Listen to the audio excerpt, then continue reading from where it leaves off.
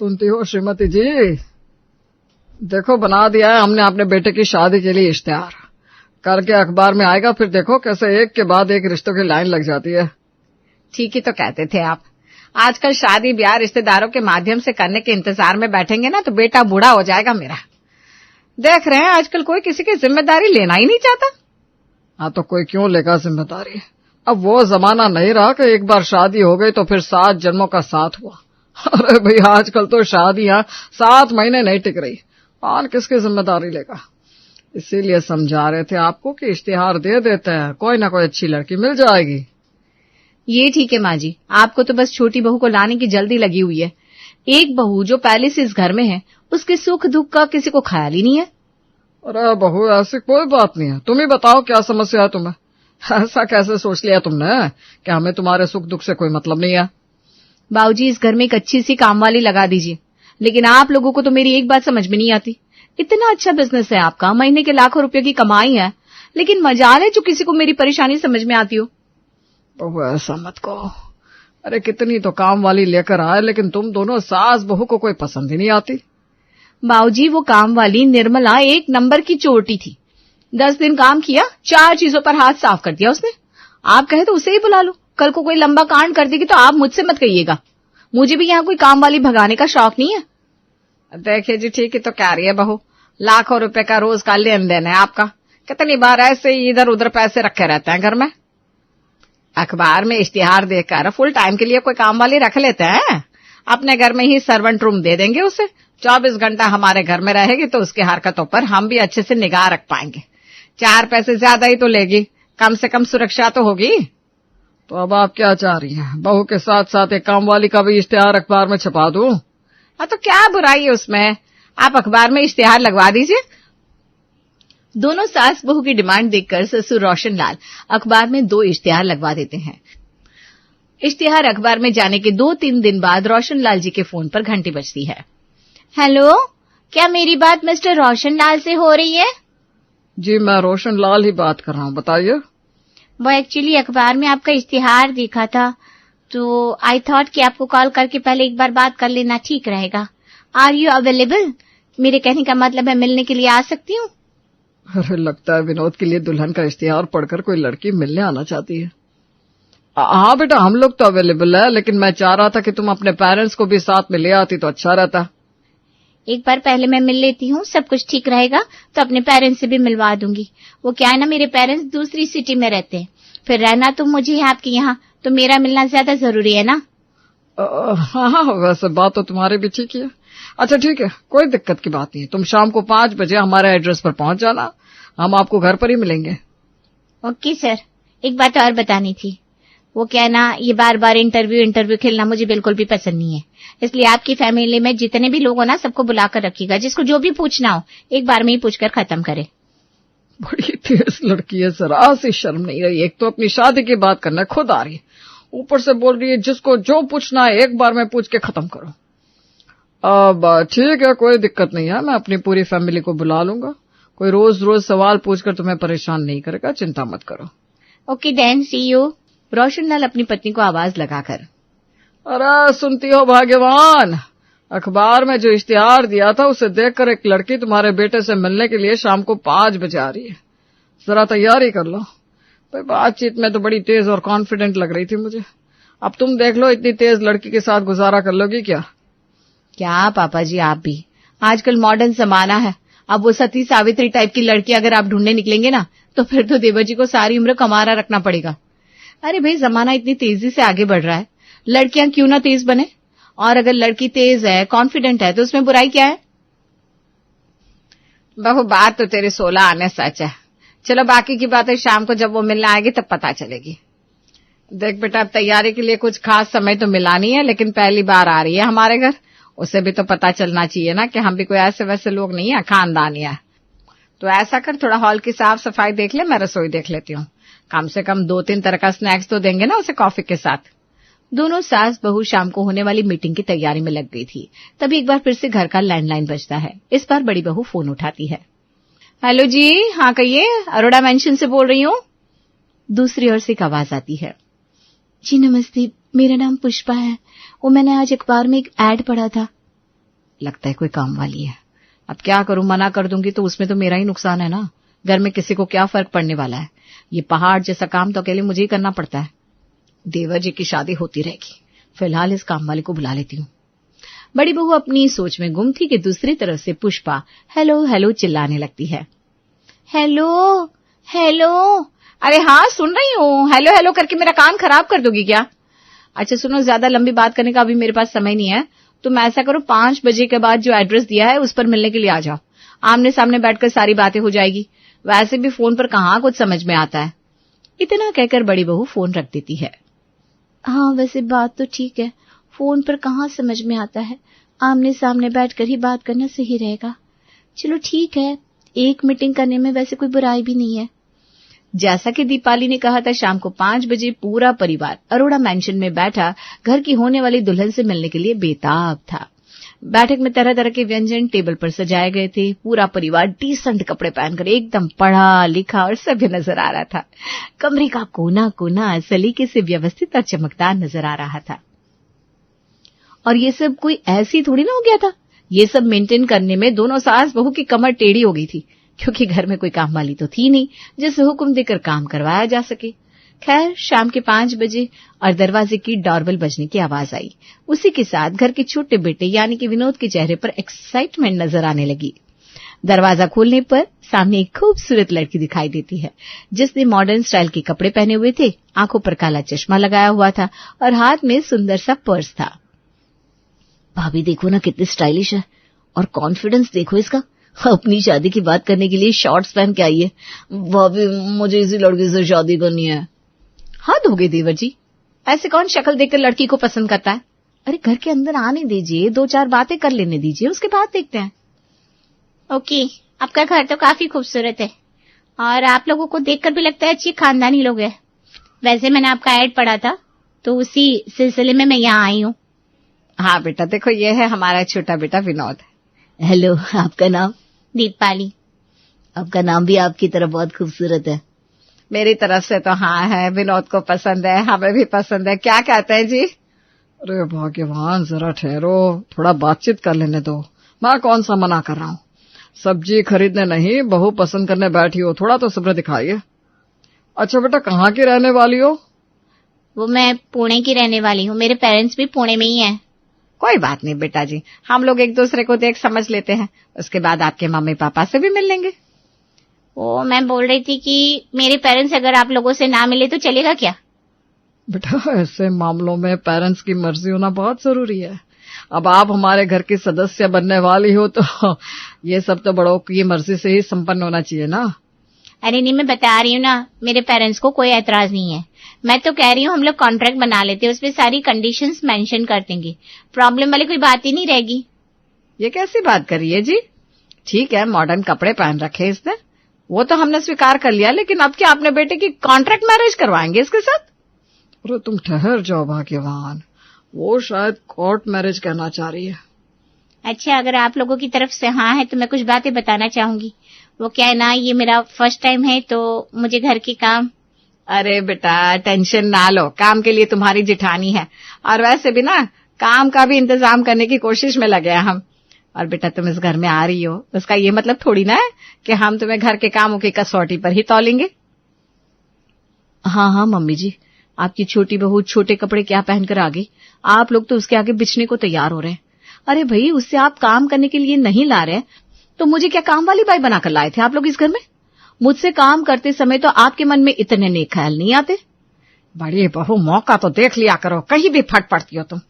अरे भाई किया है ना तुम्हारे लिए काम वाले का इंतजाम, क्यों शोर मचा रही हो? रंग में भंग मत डालो, इस समय थोड़ा शांत रहो। ये सब करने के लिए बहुत मौके मिलेंगे तुम्हें। आप लोग तो वाकई बड़े अच्छे लोग हो। मैं तो बिना बात ही डर रही थी, पता नहीं जब आप लोगों को पता चलेगा कि मुझे उतना काम करना नहीं आता तो आप कैसे रिएक्ट करोगे। तो फिर मैं बात फाइनल समझूं? अभी पूरा परिवार दीपावली के साथ बात कर रहा था कि दरवाजे की डोरबेल बजती है। अरे बड़ी बहू, जरा देखो तो कौन आ गया इस समय। बड़ी बहू जो कि बिल्कुल भूल गई थी कि उसने पुष्पा को भी 5 बजे के बाद आने के लिए अपॉइंटमेंट दे रखा है। जैसे ही वो दरवाजा खोलती है, सामने उसे सूट सलवार पहने, सलीके से दुपट्टा ओढ़े और संस्कारी लड़की की तरह माथे पर बिंदी और बालों की चोटी बनाई हुई एक लड़की खड़ी नजर आती है। जी नमस्ते, मैं पुष्पा। वो फोन पर बात हुई थी ना, मुझे 5 बजे आने के लिए बोला था आपने। समझ गए ना, वो मैं अखबार में। अरे हाँ समझ गई, इतनी कमजोर याददाश्त नहीं है मेरी। लगता है ये वही काम वाली है, पर गलत टाइम पर आ गई। अब इस समय देवरानी फाइनल करूं या नौकरानी? इस पुष्पा को अभी तो यहां से भगा देती हूँ। नौकरानी का क्या है, 36 आएंगी। फिलहाल दीपाली पर फोकस करती हूँ। देखो अभी तो मैं बिजी हूँ, तुम्हें फिर बताते हैं, 1-2 दिन में कॉल कर लेना। ये कैसी बात कर रही हैं आप? पहले तो आपने मुझे मिलने के लिए बुलाया, फिर ऐसे दरवाजे से लौट आने का क्या मतलब? अरे बड़ा ज्ञान दे रही है तू। हाँ, तेरे जैसे चप्पड़ चप्पड़ बोलने वाली को तो वैसे भी घर में कोई जरूरत नहीं है। चल निकाल। हद है बदतमीजी की। इतना बड़ा बंगला बनाकर बैठे हैं कि 2 पैसे की तमीज नहीं है। अगर नहीं मिलना था तो मुझे टाइम क्यों दिया? अरे क्यों शोर मचा रही है? अंदर कुछ मेहमान आए हुए हैं। तेरे को बोला ना 2-3 दिन में आना, तब बात करेंगे। मुझे क्या इतना खाली समझती हैं आप कि मैं फिर से 3 दिन के बाद यहाँ अपनी बेइज्जती कराने आऊंगी? जा रही हूं मैं।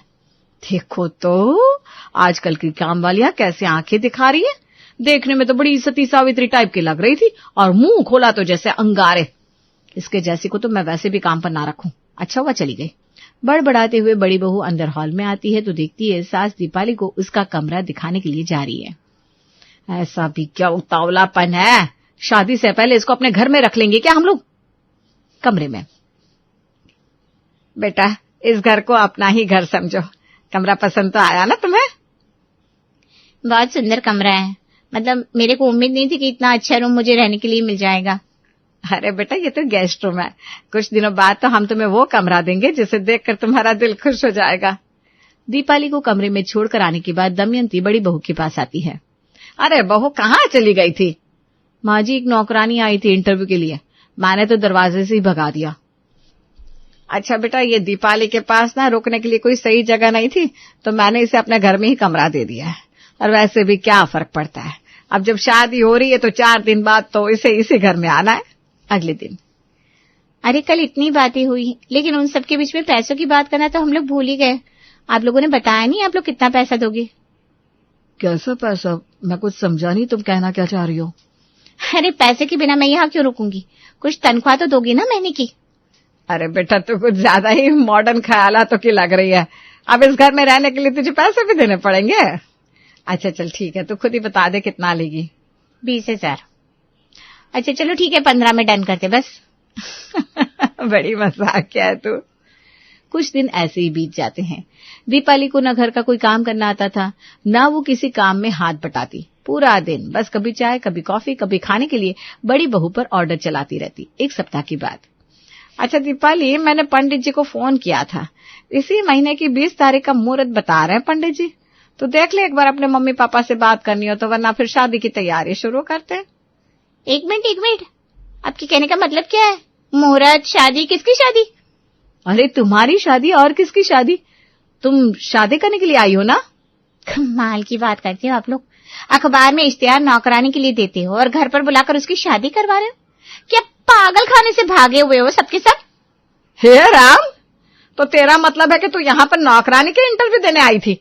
नहीं तो क्या, मैंने आप लोगों को सब कुछ साफ साफ बताया था। मैं 3 महीने के कॉन्ट्रैक्ट पर यहाँ रहूंगी। आपने कहा ठीक है। मैंने बोला मुझे काम करना नहीं आता। आपने कहा ठीक है। मैंने आपको बताया कि मेरे मम्मी पापा आपसे मिलने नहीं आ सकते थे। आपने कहा ठीक है। और कल तक तो मैं आपके घर में सबको पसंद थी, ये अचानक सबके मुंह टेढ़े क्यों हो गए? हे भगवान, ये क्या कंफ्यूजन है। तू एक बात बता दीपाली, तू नौकरानी का इंटरव्यू देने आई थी तो ये इतने हाई फाई कपड़े पहनकर आने की क्या जरूरत थी?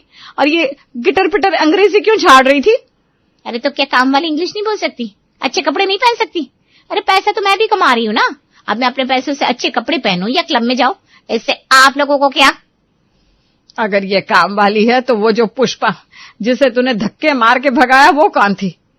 मुझे लगता है मम्मी जी वो पुष्पा शादी के लिए इंटरव्यू देने आई थी, तभी वो आंखें बड़ी कर करके मुझे खाने वाली नजरों से घूर रही थी। अब जो हो गया सो हो गया। तू पहले ये बता कि इसने जो ये 3 महीने का कॉन्ट्रैक्ट किया है, अब 3 महीने इसे झेलेंगे कैसे? माँ जी अब झेलने जैसी क्या बात है? जब इसे 15,000 महीने के दे रहे हैं और 3 महीने का कॉन्ट्रैक्ट भी कर लिया है, तो कल से मैडम की ट्रेनिंग शुरू करते, थोड़ा बहुत काम सिखा देते हैं।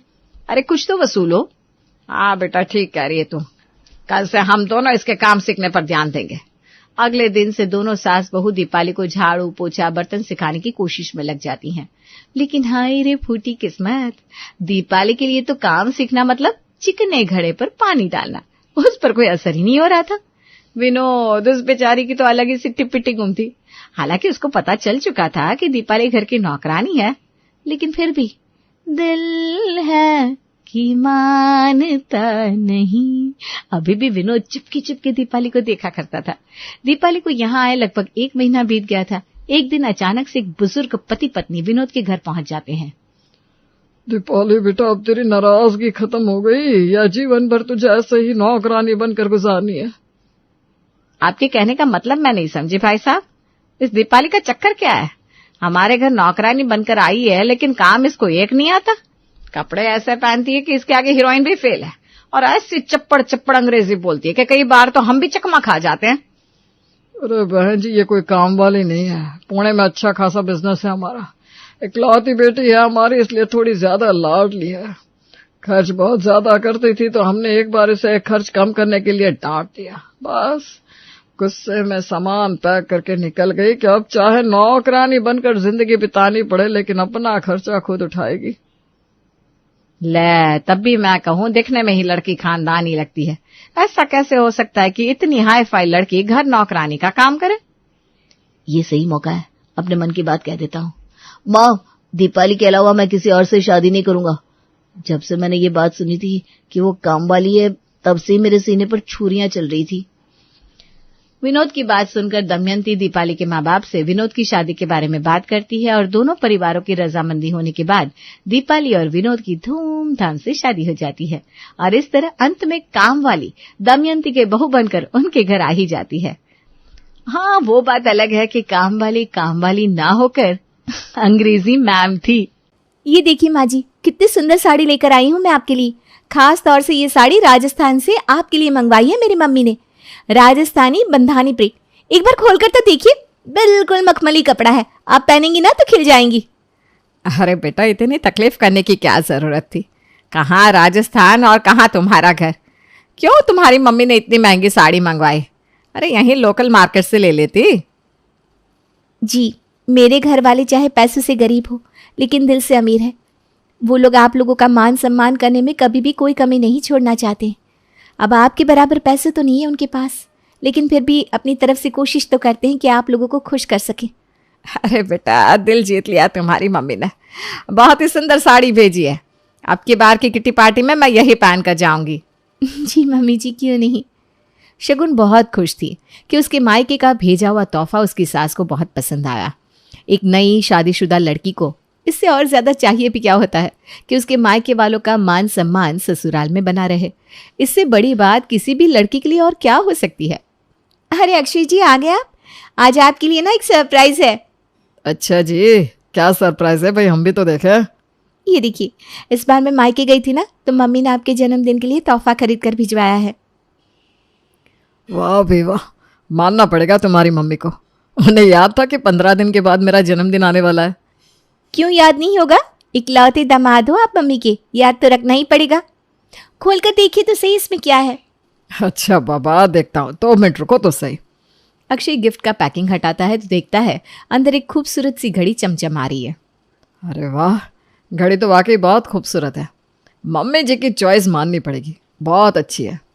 अच्छी क्यों नहीं होगी? मम्मी किसकी है? अच्छा ठीक है, आज ना आप ये घड़ी पहनकर ही ऑफिस जाइए। अब ससुराल का गिफ्ट तो मिल गया, बेबी का गिफ्ट कहाँ है? तुमने कोई गिफ्ट नहीं लिया मेरे लिए? अब मुझे गिफ्ट देने की क्या जरूरत है? गिफ्ट में तो मैं खुद ही आ गई हूँ आपके पास पूरी की पूरी। मुझसे बड़ा गिफ्ट और कोई हो सकता है क्या आपके लिए?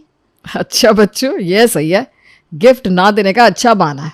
अच्छा लाओ, अपनी मम्मी का नंबर तो मिलाओ, मैं एक बार उन्हें थैंक यू तो बोल दूँ। इतना अच्छा गिफ्ट भेजा है उन्होंने, थैंक यू तो बनता है। थैंक यू की क्या जरूरत है? मैंने उन्हें आपकी तरफ से थैंक यू बोल दिया था। अभी आपको लेट हो रहा है ना, आप ऑफिस जाओ, बाद में बात करते हैं।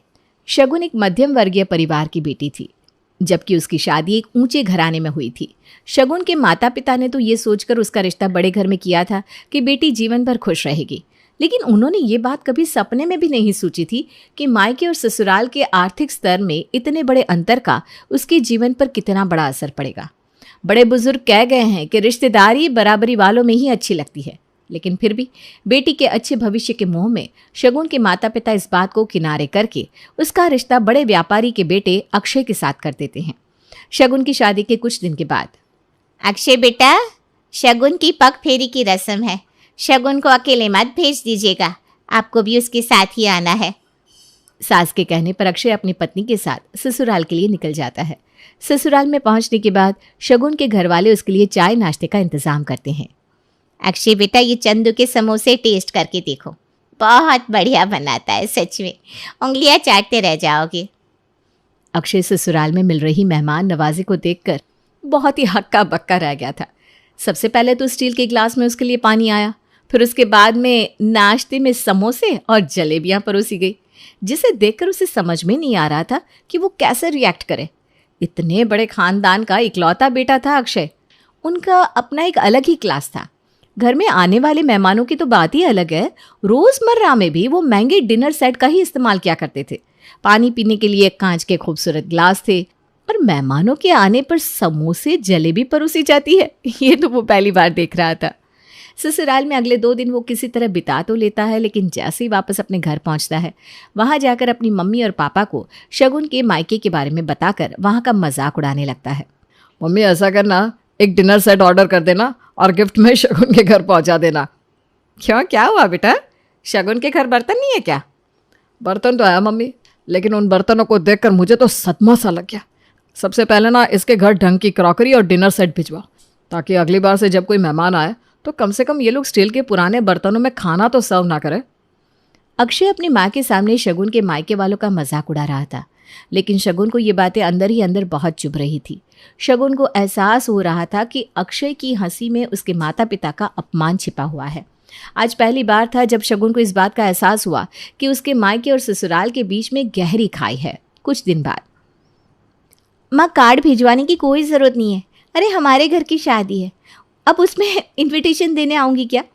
मैंने अपने ससुराल में बता दिया है और माँ जी ने कहा है कि कार्ड की कोई ज़रूरत नहीं है, मैं शादी में जा सकती हूँ। अरे बेटा, ये तो बहुत अच्छी बात है कि समधन जी इतनी समझदार है। लाखों में एक ससुराल मिला है तुझे, वरना ससुराल वाले तो ऐसे होते हैं कि बहू के मायके से कार्ड आने के बाद भी उसे भेजने से मना कर देते हैं। अच्छा बेटा, तू तैयारी कर ले और हाँ, सबको लेकर ही आना है। ठीक है माँ, अब बिल्कुल चिंता मत करिए, मैं टाइम से पहुँच जाऊँगी। शाम के समय, सुनिए ना, मेरी सहेली की शादी है तो मुझे वहाँ जाना है, आप मेरी टिकट करवा दीजिए ना। मेरे घर से बस कुछ ही दूरी पर घर है उसका। मैं 2 दिन में शादी अटेंड करके अपने माँ पापा से मिलकर लौट आऊँगी। शादी का कार्ड तो अभी तक आया नहीं है, ऐसे कैसे जाओगी? और माँ को क्या बताऊंगा मैं? अरे इनविटेशन का क्या है, मुझे तो उसने 1 साल पहले ही इनवाइट कर रखा है। मुझसे पहले ही उसकी शादी फिक्स हो गई थी। एंगेजमेंट तो पहले ही हो गई थी और शादी की तारीख अब निकली है। अब अगर उसने तुम्हें इनवाइट किया है तो मतलब सिर्फ तुम अकेले जाने वाली हो क्या?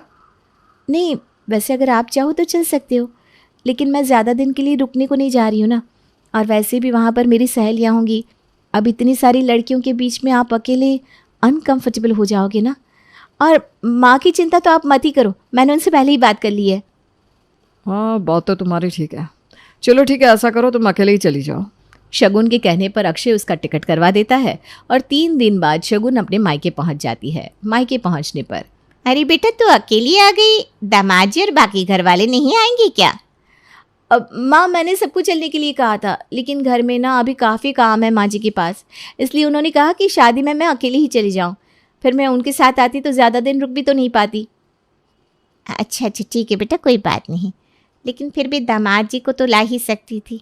मैं एक बार फ़ोन पर बात कर लूँ क्या? नाराज़ तो नहीं है? क्या मम्मी, आप भी? अब वो पुराने ज़माने वाले दामाद नहीं है कि छोटी छोटी बातों पर मुंह फुलाते घूमेंगे। अरे उन्हें ऑफिस में काम था ना, इसलिए नहीं आए, वरना ऐसा कुछ भी नहीं है। आपको उनको अलग से इनवाइट करने की कोई ज़रूरत नहीं है।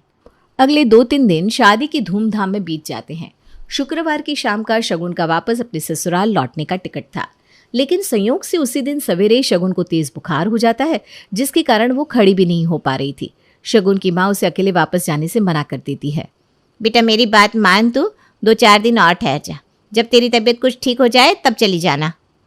ठीक है माँ, मुझे भी अपनी तबीयत कुछ ठीक नहीं लग रही है, मैं 2-4 दिन रुक ही जाती हूँ। मैं उनको फ़ोन करके इस बारे में बता देती हूँ, नहीं तो परेशान होंगे।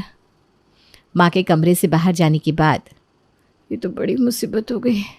अगर मैंने अक्षय और माँ जी को ये बताया कि मेरी तबीयत ठीक नहीं है तो वो लोग ज़रूर दौड़े दौड़े यहाँ चले आएंगे, और फिर उसके बाद वही होगा जो पिछली बार हुआ था। मेरे मायके की हर छोटी छोटी बात का आने वाले कई सालों तक हर छोटे बड़े मौके पर मजाक उड़ाया जाएगा। अपने माँ बाप का इस तरह से तिल तिल कर मजाक उड़ते नहीं देख सकती मैं। ऐसा करती हूँ, अपना फ़ोन स्विच ऑफ कर लेती हूँ और माँ को बोल दूँगी कि मैंने अक्षय को कॉल कर दिया है।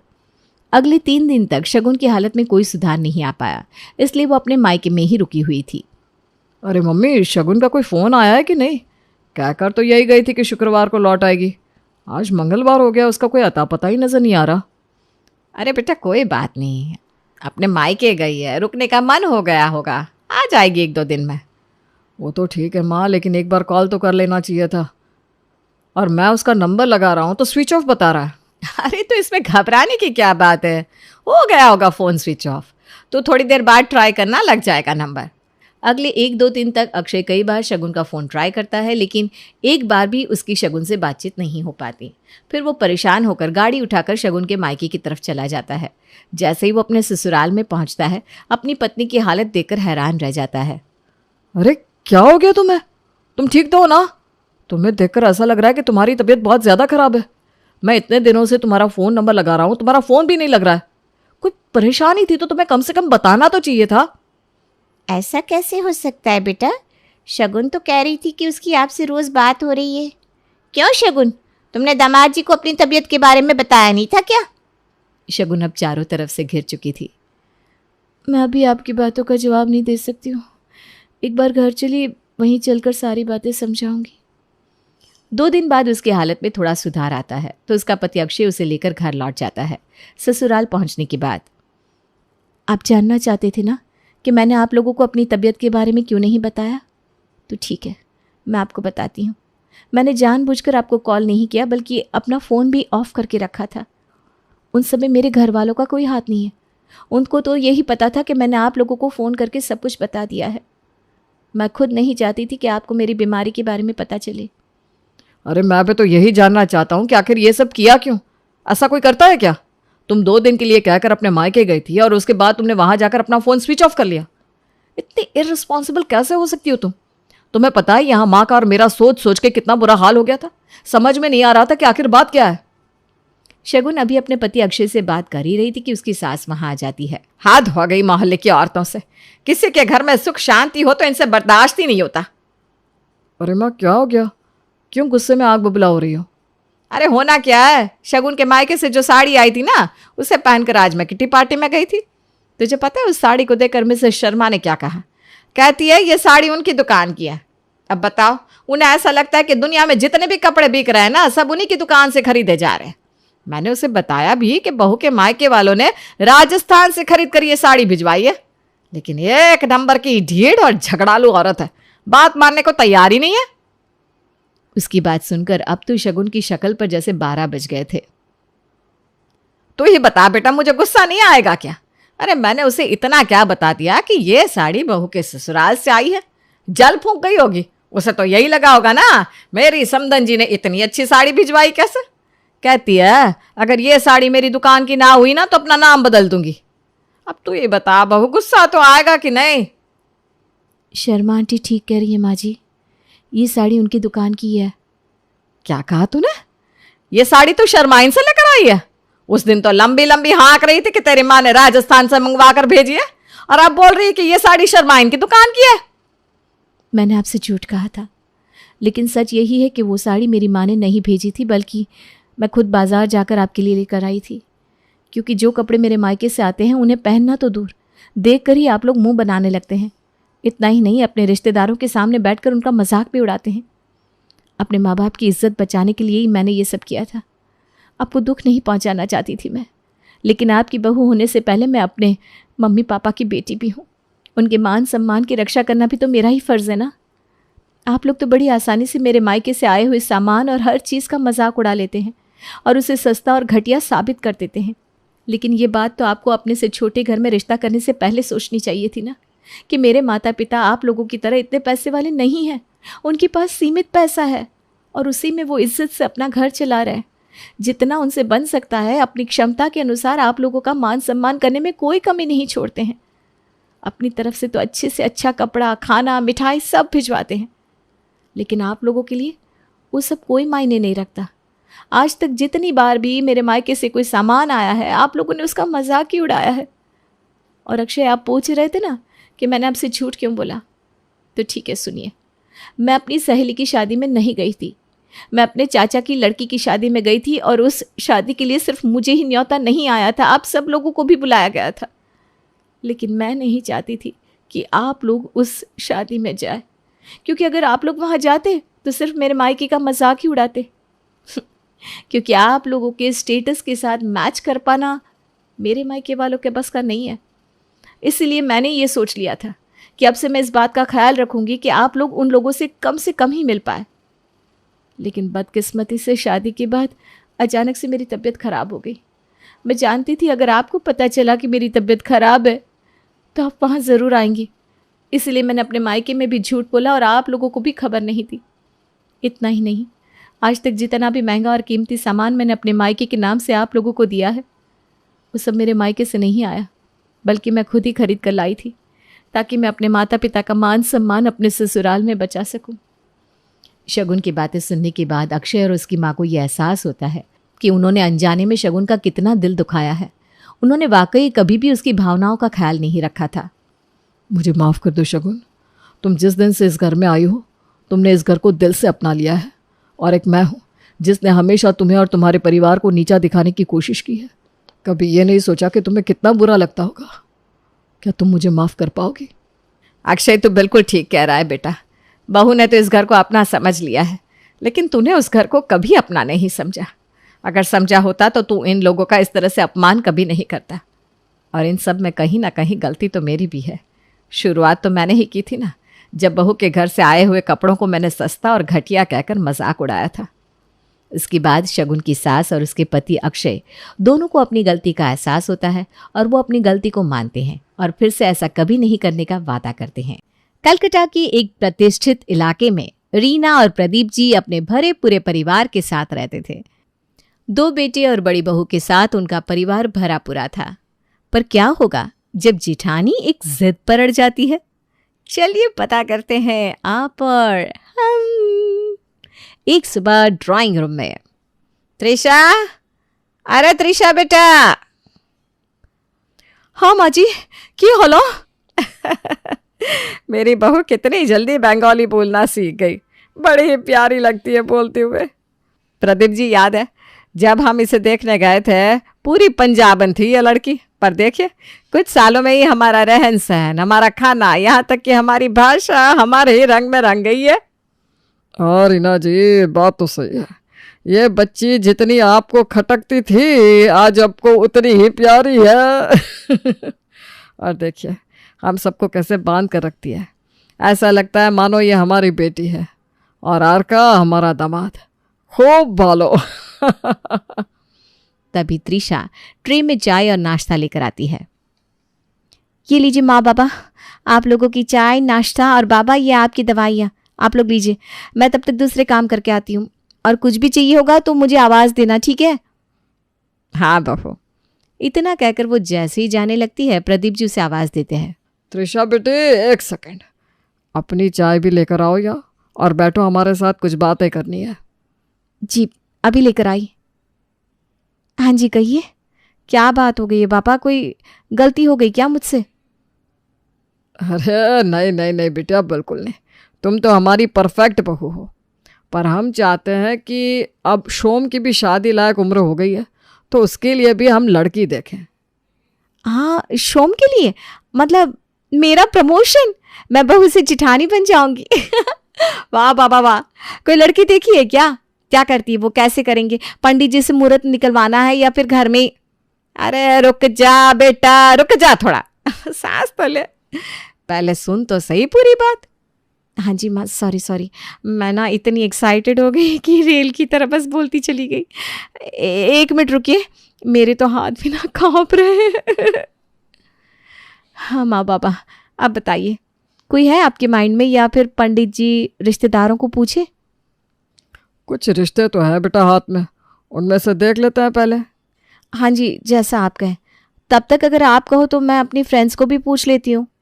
हाँ बेटा, जहाँ कोई जान पहचान वाली हो तो अच्छा रहेगा। आफ्टर ऑल तुम्हें भी उसके साथ मिलकर घर चलाना है। जी पापा, मैं अभी ना पूछ कर रखती हूँ। और कुछ ही दिनों में त्रिशा लाती है महुआ का रिश्ता। महुआ बड़ी ही प्यारी सी लड़की थी, लंबे बाल, बड़ी बड़ी आंखें और चेहरे पर हमेशा एक मासूम सी मुस्कान। दोनों परिवार मिलते हैं और रिश्ता पक्का हो जाता है। तो लो जी, हो जाती है महुआ और शोम की शादी। शादी वाले दिन बड़ी बहू त्रिशा आगे होकर हर काम करती।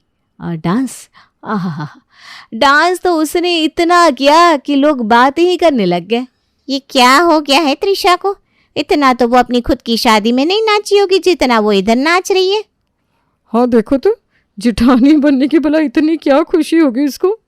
और उधर त्रिशा मन में सोचती है, सबको यही लग रहा है कि मैं बहुत खुश हूं अपने देवर के लिए। अच्छा है, ऐसा ही सोचने दो उनको। देवरानी जी को तो मेरा कहा मानना ही पड़ेगा। अब मैं बनूंगी इस घर की बड़ी बहू। और ये सोचते सोचते त्रिशा और झूम झूम कर देवर की बारात में नाचती है। और फाइनली बारात पहुंच जाती है महुआ के दरवाजे और रीति रिवाजों के साथ शोम और महुआ की शादी हो जाती है। शादी के बाद महुआ के गृह प्रवेश के पहले, आए महुआ, सुनो। माँ, मुझे समझाने दीजिए, आखिर में बड़ी बहू मैं हूं ना। हाँ तो महुआ, ये कलश है, ओके, इसको अपने राइट पैर से हल्का मार के गिराना है। समझ में आया ना तुम्हें? जी दीदी।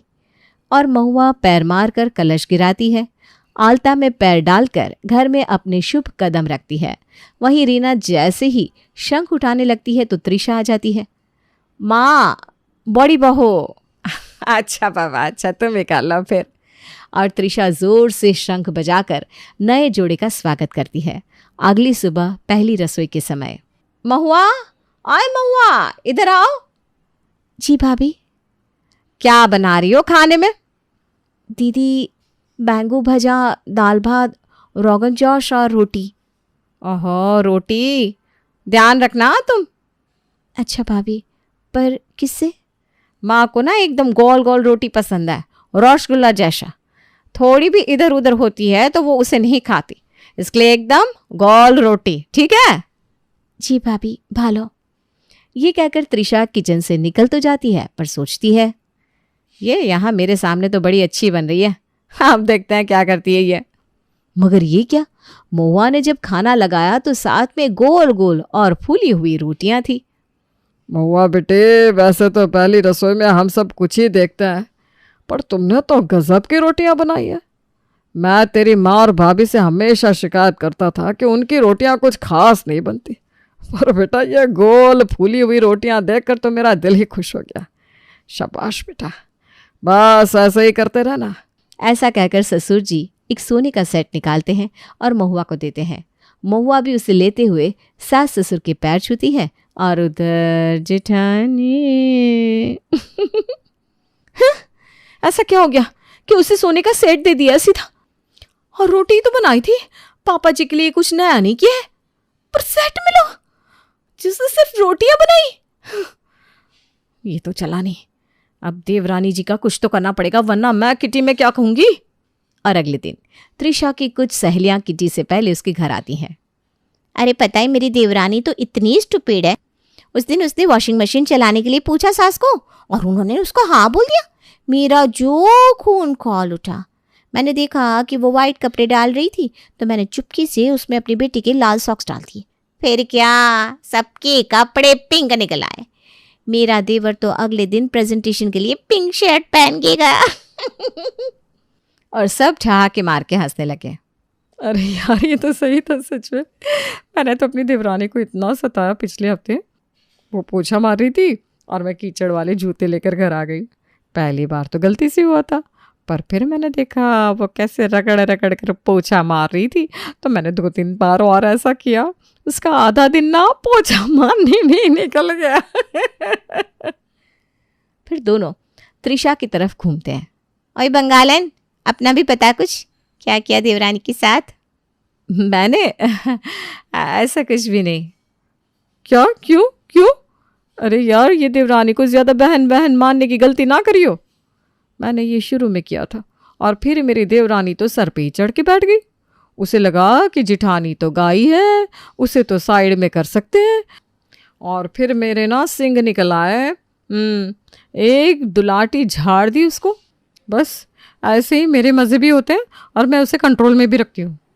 हाँ नहीं तो क्या, ज्यादा देवरानी की चापलूसी करेगी ना तो वो सर पे बैठेगी। वैसे भी ना ये सास तो हमारे टाइम पर अपने मजे ले लेती है और छोटी के आते ही ये तो मेरी बेटी है कहकर उसका पक्ष लेने लगती है। मान मेरी बात, और तू भी ना अपनी बड़ी होने का फायदा उठा। हाँ और नहीं तो क्या, और एंटरटेन भी तो होते रहता है। और कुछ गपशप के बाद वो सभी घर चली जाती हैं, पर उनकी कही बात त्रिशा के मन में घूमती रहती है। वैसे इनकी बात तो गलत नहीं है। अब मैं दिखाऊंगी अपना रंग, पर खुलेआम नहीं, मक्खन लगा लगा के। और अगले दिन से ही त्रिशा अपने प्लान को एक्शन में लाती है। सुबह में, अरे महुआ, क्या किया तुमने? क्या हुआ भाभी? मैं तो बस आटा गूंद रही हूँ। उसे एक स्पेसिफिक तरीके से बनाते हैं। माँ बाबा को अच्छा नहीं लगता ऐसा आटा, एक खास तरीका है। अरे भाभी, एक बार ट्राई तो करने दीजिए उन्हें, फिर देखते हैं। मुझे क्या, मेरा काम था तुम्हें बताना, सो बता दिया। अब ये तुम्हारी प्रॉब्लम है। खाने की टेबल पर, अरे ये कैसा फुल्का है? त्रिशा बहू, तुमने महुआ को ये बताया नहीं क्या? मैंने तो, भाभी ने मुझे बताया था, पर मैंने ही कहा कि आज मेरे हाथ का ट्राई करिए। महुआ, तुमने ये क्या बनाया है? ये गले से नीचे उतर ही नहीं रहा। त्रिशा बहू, जाओ जाकर दूसरा फुल्का बना कर ले आओ। जी बाबा। किचन में, देखा महुआ, तुम अपने आप को ज्यादा होशियार मानती हो ना, कोई प्रॉब्लम नहीं, पर जब कोई तुम्हें कुछ समझा रहा है तो तुम सुन भी तो सकती हो। भूलो मत, मैं यहां तुमसे 5 साल पहले आई हूं, सो प्लीज थोड़ा सुनना भी सीखो। अब तो ये फूटेगी और मुझे मिलेगा एंटरटेनमेंट। मुझे माफ कर दीजिए भाभी, मैं अपनी गलती समझती हूँ, आगे से ऐसा नहीं होगा। हाँ, अच्छा ठीक है, कोई बात नहीं। अरे यार, शिट, गया प्लान पानी में। कुछ और तरकीब लगानी पड़ेगी, ये इतनी जल्दी उबलने वाली नहीं है। अगली सुबह जब देवरानी कपड़े धोने के लिए जाती है तो त्रिशा उसमें अपने सॉक्स डाल देती है। अब आएगा मज़ा। अब तो इसको कोई नहीं बचा सकता। लेकिन ये क्या, सारे कपड़े डार्क रंग के थे तो उन्हें तो कुछ भी नहीं हुआ।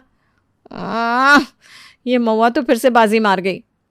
ऐसे ही त्रिशा तो मानो टॉम एंड जेरी का खेल खेलने लग गई थी महुआ के साथ। उसका कोई भी काम होता वो बिगाड़ने की कोशिश करती, पर त्रिशा के मंसूबे को वो परिणाम ही नहीं मिल रहा था जिसकी वो कोशिश कर रही थी। फिर एक दिन, माँ कहाँ हैं आप? मुझे आपसे अर्जेंट बात करनी है।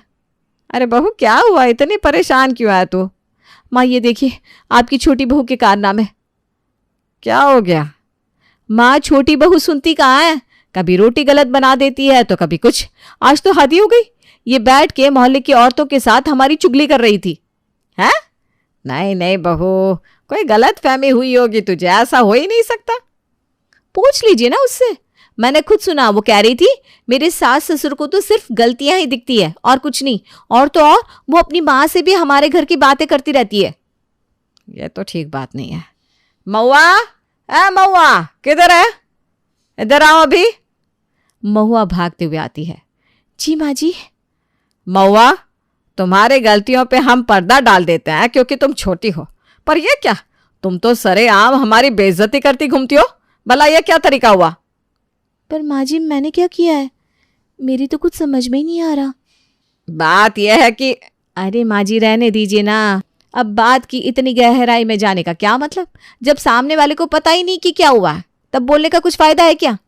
नहीं बहू, अब तक तो मैंने ज्यादा कुछ बोला नहीं था, पर इसने आज हद पार कर दी है। अब मुझे इस लड़की से बात ही नहीं करनी, चली जाओ यहां से महुआ। और उसके बाद भी रीना महुआ को डांटना बंद नहीं करती। वो तो उसे सुनाती जाती है, पर महुआ तो एक शब्द नहीं कहती। जैसे ही वो बाहर आती है देखती है कि जेठानी तो मुस्कुरा रही थी। क्या हुआ, मिल गई डांट? अरे दीदी, ऐसा कुछ नहीं है, वो तो बड़ी है, उन्हें बोलने का पूरा हक है। अरे अजीब ढीठ हो तुम, कुछ फर्क ही नहीं पड़ता। दीदी, बड़ों की बात का क्या बुरा मानना, किया होगा कुछ गलत तो डांट दिया। मतलब तुम्हें यह भी नहीं पता कि तुम्हें डांटा क्यों गया? नहीं, पर कोई ना, सब भालो है। अब त्रिशा का गुस्सा 7वें आसमान पर पहुंच गया था और गुस्से में वो फूट पड़ी। अरे उन्होंने तुम्हें इसलिए डांटा क्योंकि मैंने तुम्हारी चुगली की थी। इतना बेवकूफ भी भला कोई कैसे हो सकता है जो डांट खा के भी कुछ नहीं बोलता। कोई बात नहीं है दीदी, आपने कुछ देखा होगा जो मैंने ठीक से नहीं किया, वही आपने माँ जी को बताया होगा। मैंने उनसे तुम्हारी चुगली की थी कि तुमने पड़ोस की औरतों के साथ उनके और बाबा के बारे में गलत बात की थी। पर दीदी ऐसा क्यों? बस मुझे तुम्हें डांट पड़वानी थी, मेरी मर्जी। और तुम छोटी हो, ज्यादा नाटक मत करो, ठीक है? जी दीदी, आप जैसा बोलेंगी मैं ठीक वैसा ही करूंगी। ये सुनकर तो त्रिशा और भड़क गई और अपना पैर पटकते हुए वहां से चली गई। तभी पीछे से रीना बाहर आती है। महुआ, ये क्या सुना मैंने? तुम्हें यह भी नहीं पता था कि मैं तुम्हें डांट क्यों रही हूं? जी माँ जी, अब अगर आप डांट रही हैं तो ज़रूर कोई बात होगी जो मुझे समझ में नहीं आई, पर आपको तो आ रही होगी, इसीलिए। अरे बेटा, इतना भी सीधा होना अच्छी बात नहीं है। ये तेरी जेठानी जो ज्यादा मक्खन लगाती फिरती है ना हम पर, उसे मैं लाइन पर लाऊंगी। हम बंगाली में कहते हैं अब खेला हो बे। और इसी के साथ वो लोग प्लान बनाते हैं। अगले दिन जेठानी की सहेलियां फिर से आ जाती हैं। अरे मैं क्या बताऊं, मेरी सास ने तो मेरी देवरानी को धक्के मार मार के निकाल दिया घर से। और मेरी सास ने तो मुझे अलग घर खरीद के दे दिया। मैंने देवरानी को कर दिया उन बूढ़े बूढ़ियों के हवाले। हम बस मैं और ये अकेले मज़े की ज़िंदगी जी रहे हैं। तो बता त्रिशा, तेरा कुछ सीन हुआ क्या देवरानी के साथ? जैसे ही त्रिशा अपनी बड़ाई करने वाली थी, उसकी सास आ जाती है। हाँ, त्रिशा ने तो झूठे इल्जाम डाले अपनी देवरानी पर और उसे मुझसे डांट पड़वाई, है ना मजे की बात? कमरे में सन्नाटा हो जाता है। तभी सास फिर से बोल पड़ती है। अरे मुझे तो वैसे भी वो पसंद नहीं है इतनी, हर बात में बस हाँ जी करती रहती है। हाँ आंटी, और क्या है, तूने बढ़िया काम किया त्रिशा। वही तो त्रिशा, बहुत बढ़िया, ऐसे ही करना चाहिए था। माँ जी, मैं तो कहती हूँ ये महुआ को आप निकाल ही तो घर से, क्या फ़ायदा, ना कोई लड़ाई ना झगड़ा। अरे ऐसे टाइम पास कैसे होगा? तभी गुस्से में महुआ आती है और कहती है, ए त्रिशा सुन। महुआ, ये कैसे बात कर रही हो तुम? वैसे ही जैसे करनी चाहिए, फालतू औरत। तुझे बहुत शौक है ना उंगली करने का। मैंने तुझे बड़ी बहन मानकर पलटकर जवाब नहीं दिया तो तू मेरे सर पर ही चढ़ गई। और ये तेरी तितलियां, इनको तो मैं आज निपटाऊंगी। अरे तू धक्के मार के देवरानी को निकलवा दिया है और उसमें फतेह हासिल कर ली। वाह जी वाह, तेरी माँ को तो पता है कि तू ऐसी हरकतें करती है हैं? और तू अलग घर में मजे मैंने देखा है, एक कच्छा तो धो नहीं सकती, नौकरानियों के हाथ पैर जोड़ती घूमती हो, है ना? आता क्या है तुझे? आग लगाना। पति को रात में क्या देती हो? चुगलियां। उठो सभी और दफा हो जाओ यहां से फौरन। दोनों सहेलियां दुम दबाकर भाग जाती है और फिर महुआ पलटकर त्रिशा को देखती है। बहुत शौक है ना तुझे आग लगाने का, तो चल, खड़ी हूं मैं यहां, जो आग लगानी है लगा ले, चल। देखो तुम ना अपनी हद पार कर रही हो, तमीज में रहो। माँ जी समझाइए ना इसे। बेटा ये आग तो तूने ही लगाई है, अब तू ही देख ले क्या करना है, मैं तो इसमें नहीं घुसूंगी।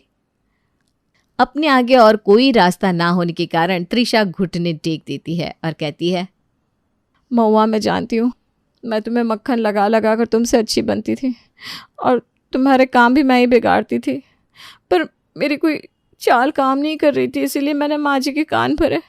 मैं दिल से तुमसे माफ़ी मांगती हूँ, मैं वादा करती हूँ मैं आगे से ऐसा कुछ भी नहीं करूँगी, अच्छे से रहूँगी।